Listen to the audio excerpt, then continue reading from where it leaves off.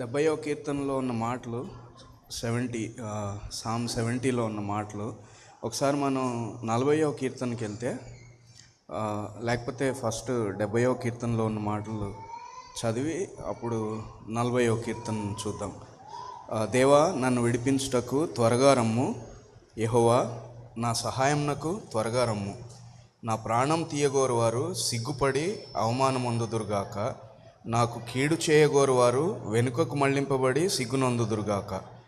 ఆహా ఆహా అని పలుకువారు తమకు కలిగిన అవమానంను చూసి విస్మయమొందుదురుగాక. నిన్ను వెదకు వారందరూ నిన్ను గూర్చి ఉత్సహించి సంతోషించుదురుగాక. నీ రక్షణను ప్రేమించు వారందరూ దేవుడు మహిమపరచబడునుగాక అని నిత్యము చెప్పుకొందురుగాక. నేను శ్రమల పాలై దీనుడనైతిని. దేవా, నన్ను రక్షించుటకు త్వరపడి రమ్ము. నాకు సహాయం నీవే, నా రక్షణకర్తవు నీవే. యెహోవా, ఆలస్యం చేయకుమే. ఒకసారి 40వ కీర్తనకి వెళ్తే సామ్ 40 13వ వచనం నుంచి చూస్తే వర్స్ 13 నుంచి 13వ వచనం నుంచి 17వ వచనం లాస్ట్ వరకు చూస్తే ఇవే మాటలు ఉంటాయి అక్కడ కూడా. యెహోవా, దయచేసి నన్ను రక్షించుము. యెహోవా, నా సహాయం నాకు త్వరగా రమ్ము. నా ప్రాణం తీయుటకై యత్నించువారు సిగ్గుపడి బొత్తిగా భ్రమసియుందురుగాక. నాకు కీడు చేయగోరు వారు వెనుకకు మళ్లింపబడి సిగ్గునొందుదురుగాక.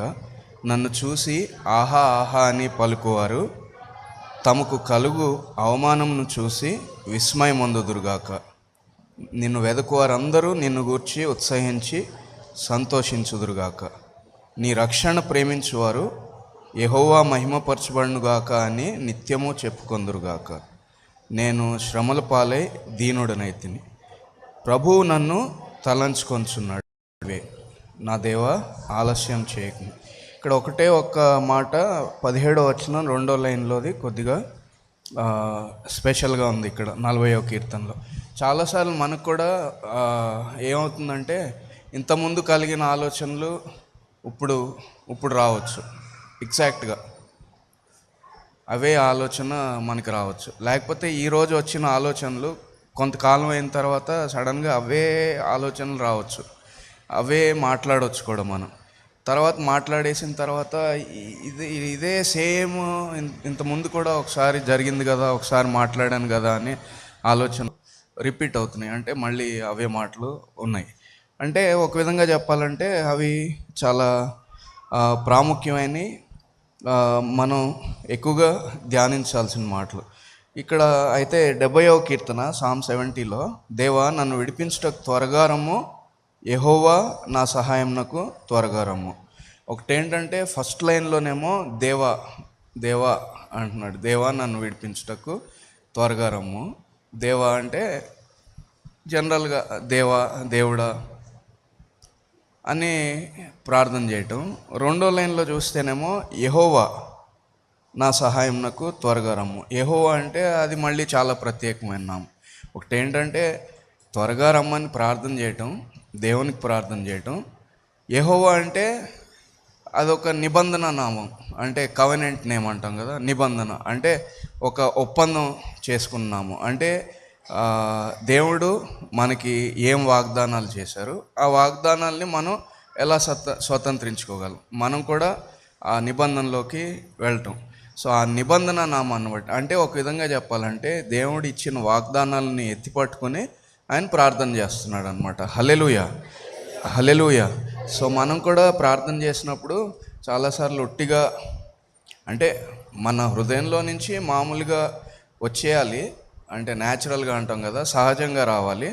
కానీ ఆ ప్రార్థన చేసే అంశాలు లేకపోతే ప్రార్థన చేసే విధానం, ఆయన దేవుడు మనకి ఇచ్చిన వాగ్దానాలను, బైబిల్లో ఇచ్చిన వాగ్దానాలన్నిటినీ దాన్ని ఆధారం చేసుకుని, దాన్ని బేస్ చేసుకుని మన ప్రార్థన ఉండాలి. అదే ఇక్కడ చేస్తున్నారు. అయితే త్వరగా రమ్ము, త్వరగా రమ్ము అన్నప్పుడు తొందరగా రండి నాయన నా సహాయానికి, త్వరగా రండి అంటే మనం ఎప్పుడు చదువుకుంటాం, మనం ఎప్పుడు అది తెలుసు మనకి. అంటే దేవుడు ఎప్పుడు లేట్ చేయరు, తొందరపడరు అనేది మనకి తెలుసు.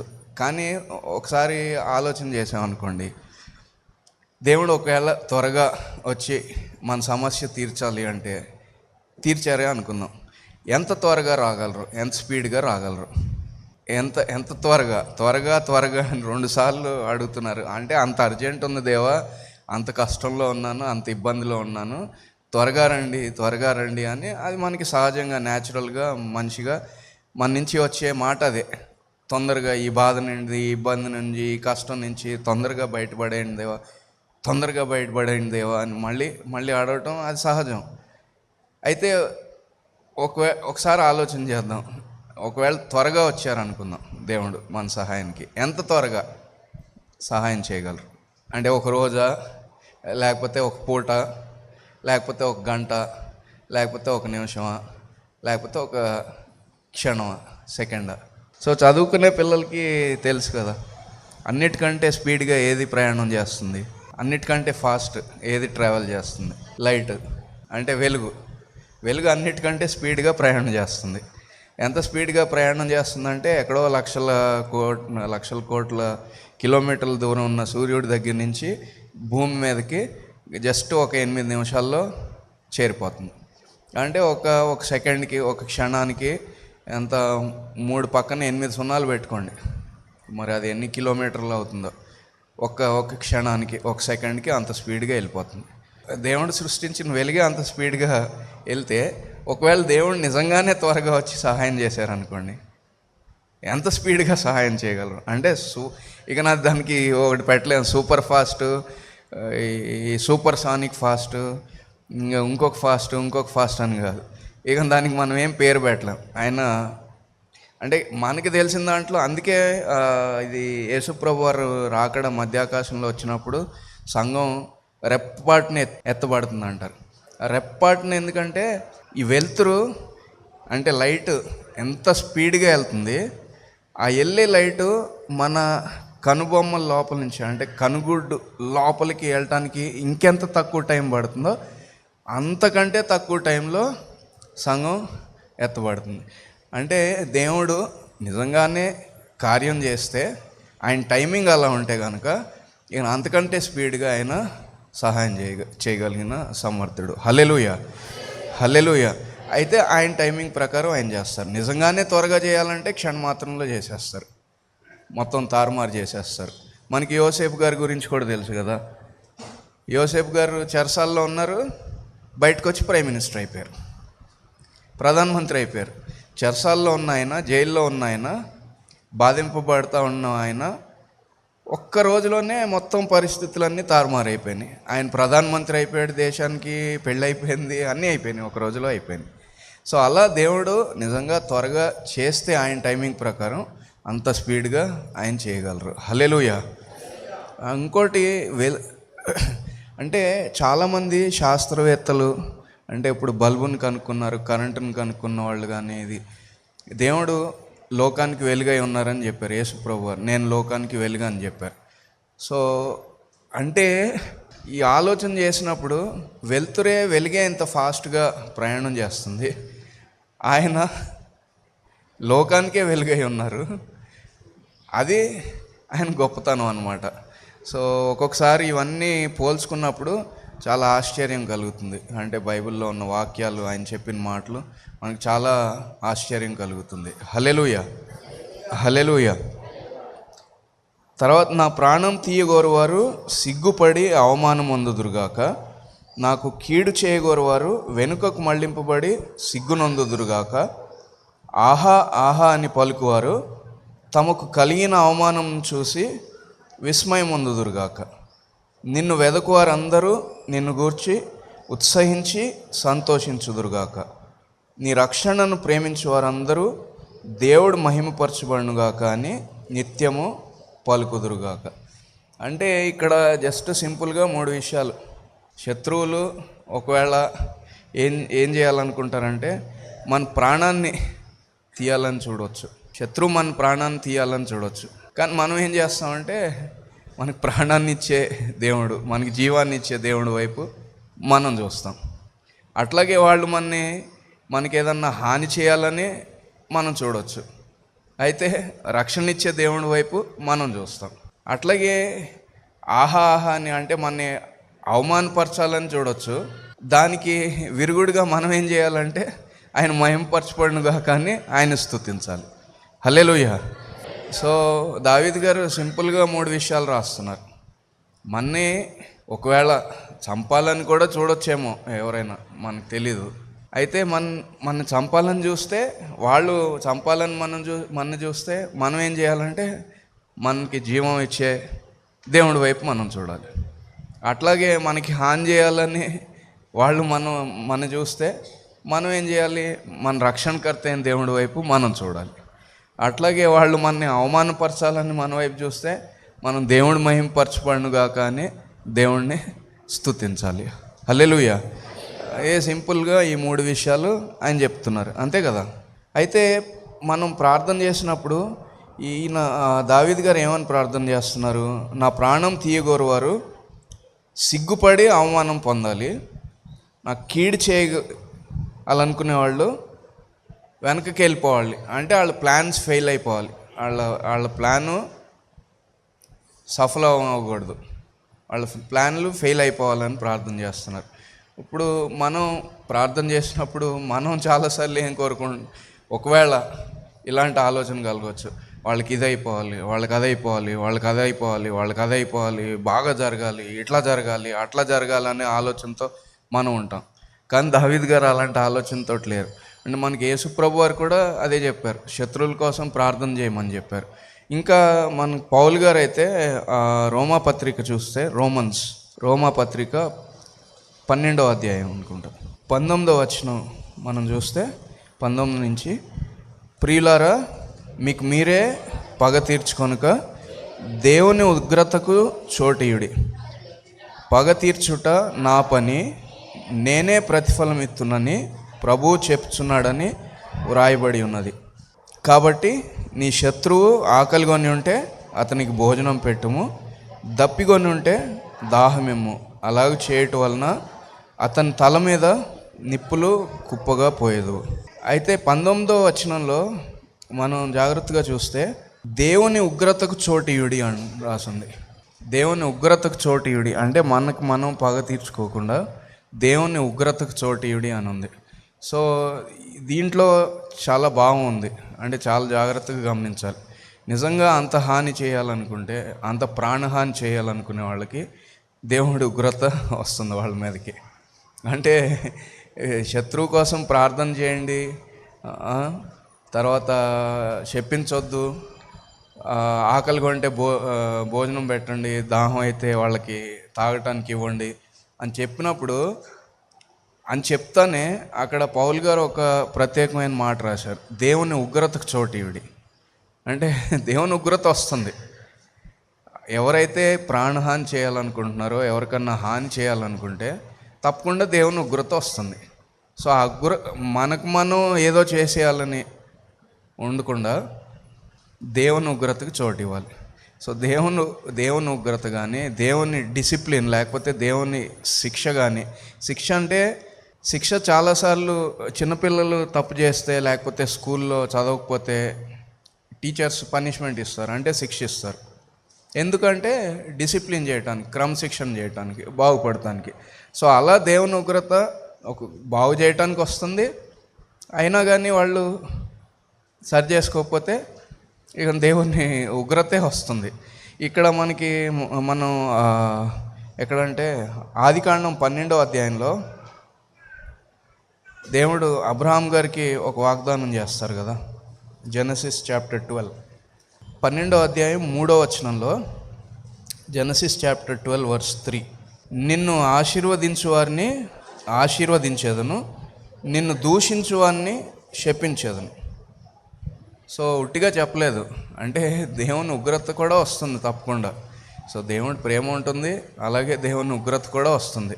సో అంత హాని చేయాలని ఎవరన్నా చూస్తే, మనం నిజంగా అబ్రహాం వారసులం అయితే, అంటే మనం నిజంగా దేవుని యందు విశ్వాసం ఉంచితే, అలా జీవిస్తే, ఎవరన్నా హాని చేయాలనుకుంటే దేవుని ఉగ్రత తప్పకుండా వస్తుంది.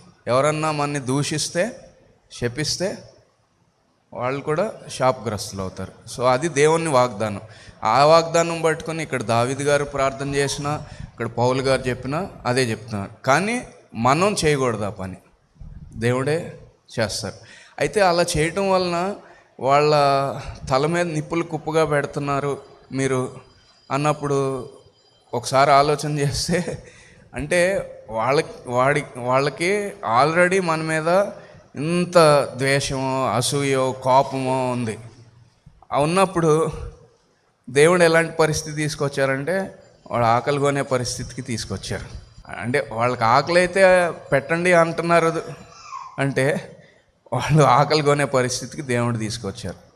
వాళ్ళకి దాహం అయితే తాగటానికి ఇవ్వండి అని ఇచ్చారు అని చెప్తున్నారు. అంటే వాళ్ళకి దాహం అయ్యే పరిస్థితికి తీసుకొచ్చారు.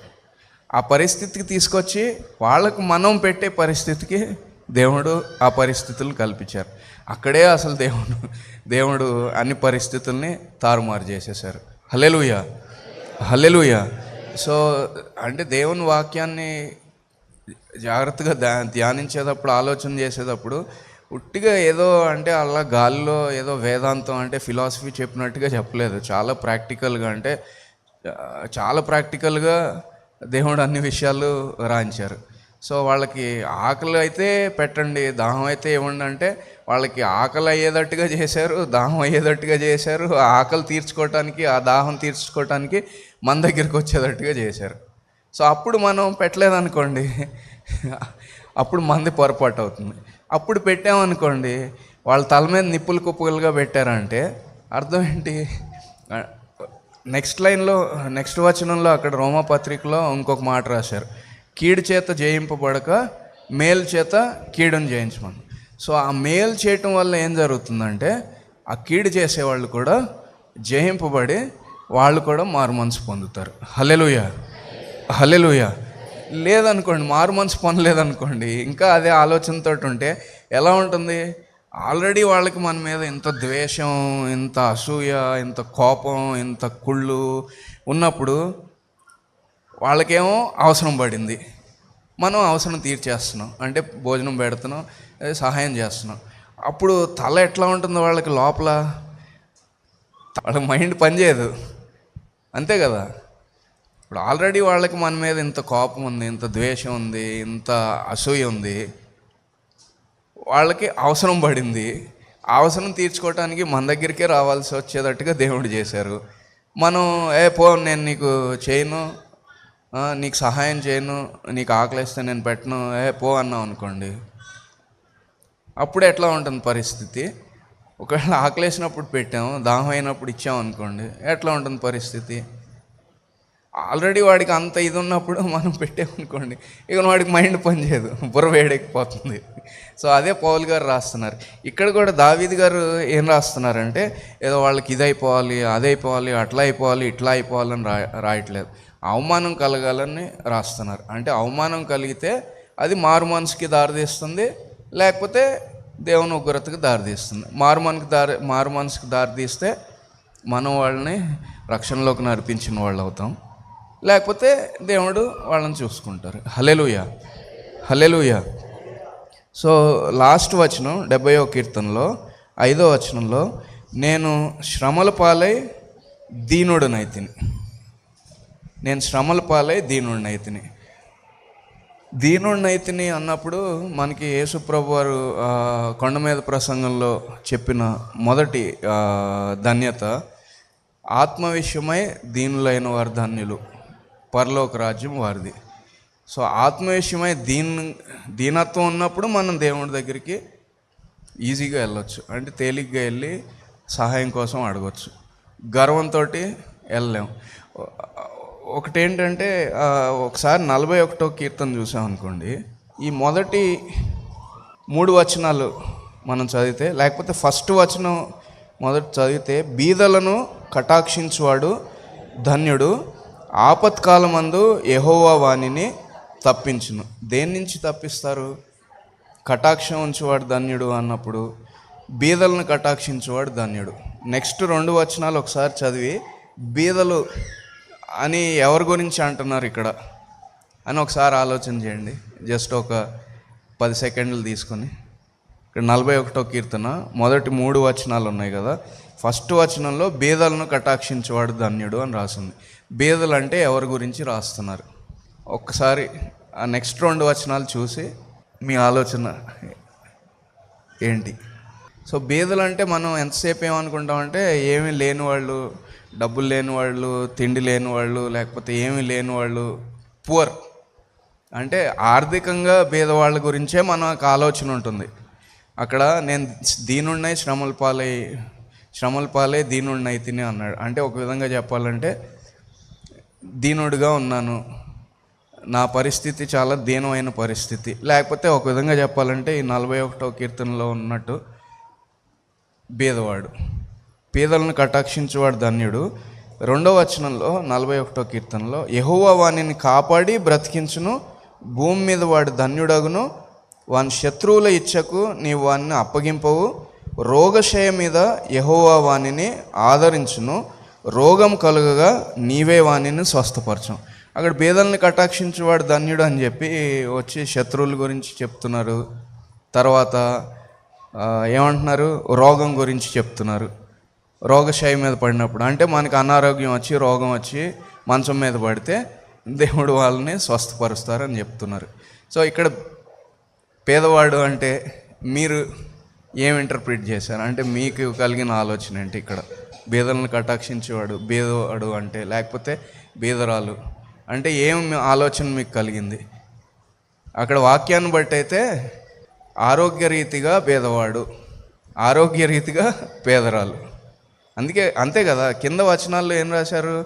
దేవుడు రోగశయం మీద ఉన్నప్పుడు దేవుడు వాడిని స్వస్థపరుస్తాడు, బీదలను కటాక్షించాడు. అంటే ఆరోగ్యపరంగా బీదగా ఉన్నవాడిని, అంటే అవసరంలో ఉన్నవాడిని, ఆరోగ్యరీతిగా అవసరంలో ఉన్నవారిని కటాక్షించాడు, అంటే దయ చూపించాడు, కటాక్షించాడు. కాబట్టి ఈయనకి రోగం వచ్చినప్పుడు దేవుడు ఈయన్ని స్వస్థపరుస్తారని చెప్తున్నారు. సో ఇక్కడ బీదవాడు అన్నప్పుడు ఆరోగ్యపరంగా బీదవాడు. సో ఆరోగ్యపరంగా బీదవాడు అంటే అనారోగ్యం వచ్చింది, మన కుటుంబం వరకే తీసుకుందాం, మన దగ్గర కుటుంబం వరకే తీసుకుందాం. ఎవరికన్నా అనారోగ్యం వచ్చింది అనుకోండి, మన దగ్గర బంధువులకి, లేకపోతే మన ఇంట్లో వాళ్ళకి, చాలా దగ్గర వాళ్ళకి, లేకపోతే వృద్ధులకి, అంతే కదా. వాళ్ళు ఆరోగ్యరీతిగా వాళ్ళు బేదరికంలో ఉన్నారు. వాళ్ళ మీద దయ చూపించట్లేదు అనుకోండి, కటాక్షించట్లేదు అనుకోండి, వాళ్ళని సరిగ్గా చూసుకోవట్లేదు అనుకోండి, వాళ్ళని చూడటానికి ఇష్టపడట్లేదు అనుకోండి, అంటే హృదయ కాఠిన్యం, అంటే మన సౌకర్యం దెబ్బతింటుంది, లేకపోతే మన కంఫర్ట్ దెబ్బతింటుంది, లేకపోతే మన ప్రైవసీ దెబ్బతింటుంది, లేకపోతే ఇంకేదన్నా అనుకోండి, ఏ కారణం చేత అయినా మనకి కటాక్షం కలగట్లేదు, వాళ్ళ మీద దయ కలగట్లేదు. అప్పుడు ఏం జరుగుతుంది? మనకి ఒకరోజు రోగం వస్తుంది, మనం ఒకరోజు పెద్దవాళ్ళం అయిపోతాం, మనం కూడా ఒకరోజు వృద్ధులం అవుతాం. అప్పుడు అంటే మనకి ఏమి ఒక నైతిక కారణం ఉండదు అప్పుడు దేవుడి దగ్గర మొరపెట్టడానికి. ఎందుకంటే మనం కటాక్షం చూపించలేదనుకోండి అప్పట్లో, అంటే వాళ్ళ అమ్మమ్మలు అవ్వచ్చు, తాతలు అవ్వచ్చు, లేకపోతే మన ఇంట్లో వాళ్ళే అవ్వచ్చు, భార్య అవ్వచ్చు, భర్త అవ్వచ్చు, అన్న అవ్వచ్చు, తమ్ముడు అవ్వచ్చు, ఏదన్నా అవ్వచ్చు, వాళ్ళకి అనారోగ్యంగా అంటే ఆరోగ్యరీతంగా వాళ్ళు పేదరికంలో ఉన్నారు. ఆ టైంలో మనం కటాక్షం చూపించలేదు, మనం దయ చూపించలేదు, ఊరంతటి మీద అంటే వదిలేసేయండి మన వాళ్ళకి. అప్పుడు ఏంటి పరిస్థితి? కటాక్షం చూపిస్తే ఇక్కడ దేవుని వాగ్దానం ఏంటంటే రోగశయ మీద యెహోవా వానిని ఆదరించును, రోగం కలుగగా నీవే వానిని స్వస్థపరచదు. సో మనకి అలాంటి స్థితి కలిగినప్పుడు తప్పకుండా వస్తుంది స్థితి.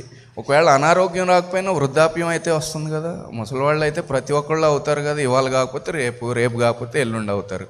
అప్పుడు వాళ్ళు మంచం మీద పడినప్పుడు దేవుడు మరి ఇక ఆయన కనికరించాల్సిందే.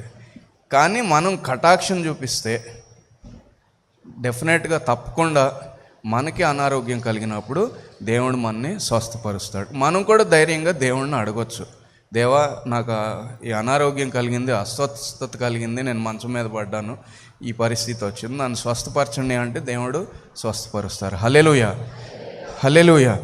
సో అందుకే కొన్ని విషయాలు బైబిల్లో పేదలను కటాక్షించేవాడు అని రాసి వాడు ధన్యుడు, రోగశయ మీద లేపుతాడు అంటే కనెక్షన్ ఎక్కడుంది అంటే ఆ పేదరికం అనేది ఆరోగ్య రీతిగా పేదరికంలో ఉన్న వాళ్ళని, అంటే అనారోగ్యంగా ఉన్న వాళ్ళని మనం కనికరిస్తే, కనికరం కావాలి అలాంటి వాళ్ళని చూడటానికి, చాలా శ్రమ పడాలి, కష్టపడాలి, సేవ చేయాలి. కానీ అలా చేస్తే రేపు డెఫినెట్గా తప్పకుండా మనం కూడా మంచం మీద పడతాం. ఎవరు పడవని ఎవరన్నా ధైర్యంగా చెప్పగలరా? ధైర్యంగా చెప్పగలరా ఎవరన్నా? నాకు అనారోగ్యం రాదు, ఈ వయసు దాటిన తర్వాత కూడా రాదు, పోనీ నేను యవనస్తురాలుగా ఉన్నప్పుడు కూడా నాకు ఏ రోగం రాదు, నేను మంచం మీద పడను, లేకపోతే వయసు పెరిగిన తర్వాత కూడా నేను అసలు మంచం మీద పడను అని ఎవరన్నా చెప్పగలరా ధైర్యంగా? సో అప్పుడు దేవుడు స్వస్థపరచాలంటే ఇప్పుడు మనం అనారోగ్యంలో ఉన్న వాళ్ళని, మరి ముఖ్యంగా మన కుటుంబంలో ఉన్న వారిని, కనీసం మదర్ తెరీసాలాగా మనం అందరికీ చేయలేకపోవచ్చు సేవ, కనీసం మన ఇంట్లో ఉన్న వాళ్ళకి, మరి ముఖ్యంగా రక్షణ లేని వారికి, వాళ్ళు మన అమ్మమ్మ అవ్వచ్చు, తాత అవ్వచ్చు, లేకపోతే మామ అవ్వచ్చు, అత్త అవ్వచ్చు, ఇంకొకళ్ళు అవ్వచ్చు, వాళ్ళని చూసుకుని సేవ చేసి వాళ్ళని రక్షణలోకి నడిపిస్తే అది మన అకౌంట్లోకి పడుతుంది. వాళ్ళని చూసుకోవటానికి అంటే కటాక్షం లేకుండా ఉండి హృదయం కఠినపరుచుకొని వీళ్ళని చూడాలంటే మనకి ఇబ్బంది అనుకుంటే, వాళ్ళు రక్షణ పొందకపోతే, వాళ్ళు నరకానికి వెళ్తే దానికి కారణం మనం అవుతాం. రేపు మనకి రోగం వచ్చినప్పుడు దేవుడు స్వస్థపరచాలని కోరుకోలేము అసలు. మనకు ఆ నైతిక అంటే ఏమంటాం, ఆ క్రెడిబిలిటీ, ఆ మోరల్ రైటే ఉండదు అసలు. మనకి ఆ నైతిక హక్కు ఉండదు దేవుడు మనని స్వస్థపరచాలి అని కోరుకోవటానికి. సో ఈ కీర్తనలో భక్తుడు ఏమంటున్నాడంటే, బేసిక్గా శత్రువు మనకి నాశనం చేయాలని, అంటే మన ప్రాణం తీయాలని కోరుకోవచ్చు. అయితే మనం ఏం చేయాలి? మన ప్రాణం మనకి ప్రాణాన్ని ఇచ్చే దేవుడి వైపు మనం చూడాలి. మనకి హాని చేయాలని చూడవచ్చు, అయితే కాపాడే దేవుడి వైపు మనం చూడాలి. అలాగే ఆహా అని అవమానానికి గురి చేసే, అంటే ఇంకా మనని కృంగదీసే మాటలు మాట్లాడవచ్చు.